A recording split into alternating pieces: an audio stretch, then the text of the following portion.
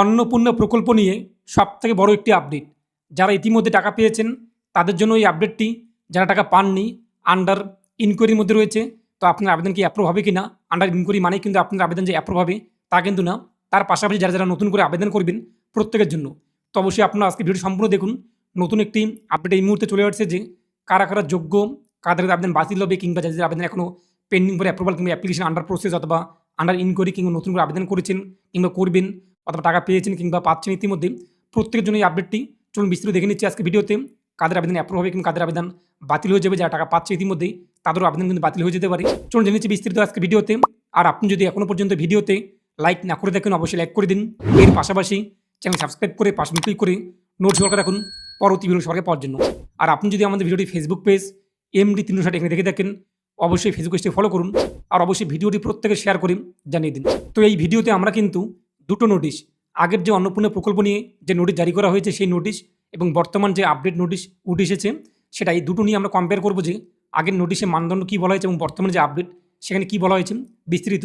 On স্ক্রিনে আপনি নোটিশটি দেখতেই পাচ্ছেন। 4 জুলাই 2026 তারিখে নবান্নে মুখ্য সচিবের সভাপতিত্বে অনুষ্ঠিত পর্যালোচনা বৈঠকে অন্নপূর্ণা প্রকল্প নিয়ে কিন্তু একাধিক সিদ্ধান্ত নেওয়া হয়েছে। তো এখানে আপনি দেখতেই পাচ্ছেন কী বলা হয়েছে। প্রথমত, অন্নপূর্ণা প্রকল্পে মোট কতগুলো আবেদন জমা পড়েছে। সরকারি তথ্য অনুযায়ী একটা নোটিশ অনুযায়ী আমরা জানতে পারছি যে অন্নপূর্ণা প্রকল্পে অনলাইন এবং অফলাইন দুই পদ্ধতিতে 1,62,00,000 প্রায় 1,62,00,000 আবেদনকারী কিন্তু আবেদন করেছে। এর মধ্যে অনুমোদিত অর্থাৎ অ্যাপ্রুভ হয়েছে কিন্তু 1,22,00,000। 1,62,00,000 মধ্যে 1,22,00,000 আবেদন অ্যাপ্রুভ হয়েছে এবং প্রায় 27,83,000 আবেদন কিন্তু বাতিল হয়েছে। এখন প্রশ্ন, এই যে 27,83,000 আবেদন, তো আপনারা কয়েকদিন আগে স্ট্যাটাস চেক করে দেখেছেন যে অ্যাপ্লিকেশন রিজেক্ট শো হচ্ছিল, বর্তমানে কিন্তু আন্ডার ইনকোয়ারি। তো এই যে অ্যাপ্লিকেশন রিজেক্ট, সেটা কিন্তু আপনার যে পার্মানেন্টলি ডিলিট কিংবা পার্মানেন্টলি আপনি যে বাতিল, এক কথায় স্থিরভাবে আপনি অযোগ্য তা কিন্তু না। এটা কিন্তু প্রফেশনালি এক কথায় আপনার প্রাথমিকভাবে বাতিল করা হয়েছে। তার মানে এই না যে আপনি সম্পূর্ণরূপে বাতিল, তার জন্য আপনার আবেদনটিকে আবারও কনভার্ট করা হয়েছে আন্ডার ইনকোয়ারিতে।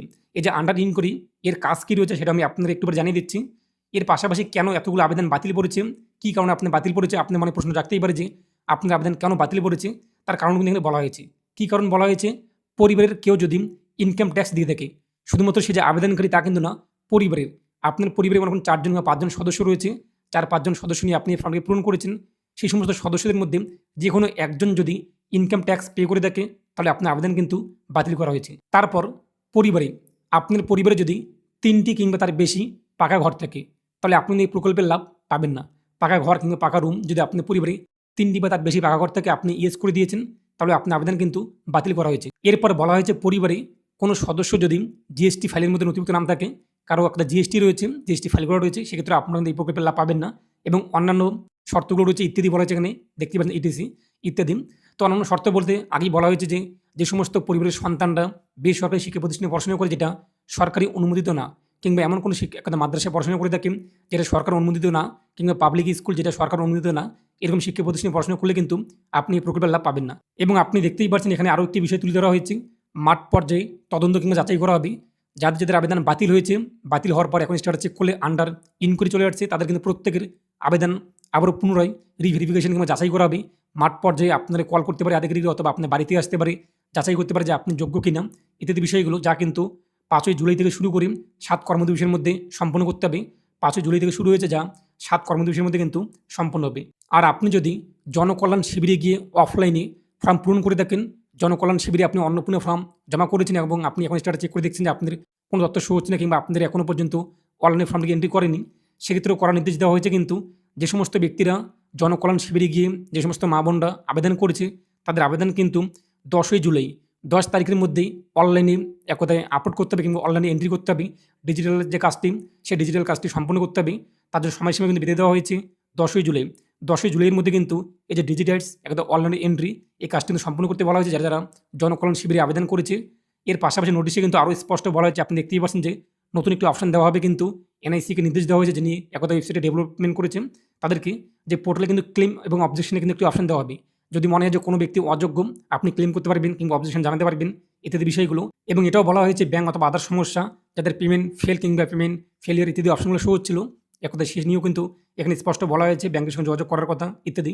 যেমন জেলা প্রশাসনকে সংশ্লিষ্ট ব্যাংকের সঙ্গে কিন্তু সমন্বয় সাধনের কথা বলা হয়েছে, দেখতেই পাচ্ছেন, এবং দ্রুত সমস্যার সমাধানের নির্দেশ দেওয়া হয়েছে। সরকারের কিন্তু মূল উদ্দেশ্য এটাই যে আপনাদের যারা যোগ্য ব্যক্তি তাদের অ্যাকাউন্টে টাকাটি পাঠানো এবং যারা অযোগ্য তাদের নাম বাতিল করা। এবং পরবর্তীতে কিন্তু অন্নপূর্ণা প্রকল্প নিয়ে পরবর্তী বৈঠক কিন্তু হতে পারে 1 আগস্ট। দেখতে পাচ্ছেন যে 1 আগস্ট 2026 কিন্তু পরবর্তী বৈঠক করা হবে। এবং আমি আপনাদের আরেকটি নোটিশ দেখিয়ে দিচ্ছি 19/5/2026।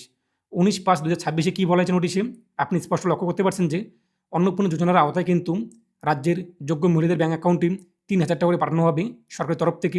এবং আবেদন করার জন্য যোগ্যতা কী চাওয়া হয়েছে সি। দেখতে পাচ্ছেন আপনি এখানে স্পষ্ট সি। সি মানে কিন্তু মহিলা, হি মানে কিন্তু পুরুষ। তো সি বলা হয়েছে মহিলার বয়স থাকতে হবে 25 থেকে 60 বছর বয়সের মধ্যে। এরপর বলা হয়েছে কিন্তু she is not any permanent government employee. সি এক কথা সেই মহিলার কথাই বলা হয়েছে এখানে, হি কিন্তু উল্লেখ করা হয়নি। দেখতেই পাচ্ছেন আগের নোটিশে 19/5/2026 নোটিশে এখানে সি উল্লেখ করা হয়েছে।